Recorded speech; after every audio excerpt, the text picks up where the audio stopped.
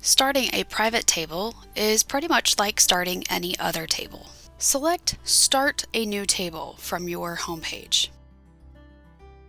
This will bring up a series of questions that you'll need to answer to specify what kind of table you would like to have, the rules for that table, and which card you'll be using. If you would like to change the name, you can come up here and type in whatever you like.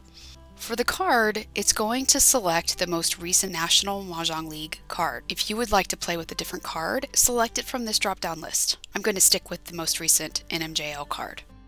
If you want to create a private table, select here. And this is going to allow you to put in a 5-digit code that you can share with others so that they can join you. I'm going to select 12345 just to keep it simple. To allow your friends to be able to see and join this table in the lobby, select here. If you want to choose other settings, like the number of computer players at your table when you get started, you can do that here. If you'd like to learn more about Tile Tutor, click on the What's This button, and this will take you to our help page. If you have other selections you would like to make, they can be found here. For discarded tiles, you can choose to show them in sorted groups, show them in the order they were thrown, or not to show them at all. That would be hard.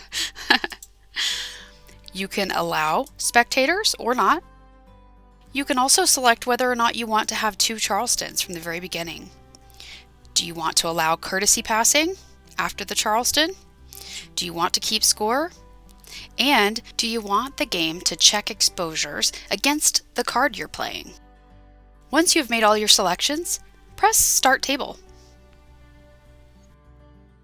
To join a private table, your friends can either check their home page, and if you selected Allow Friends to See, that private table would be listed down here and would give them the option to join. However, if you didn't select Allow Friends to See, they can push the Join a Private Table button, and in the private table code, they will enter the 5-digit code that you created when setting up that table.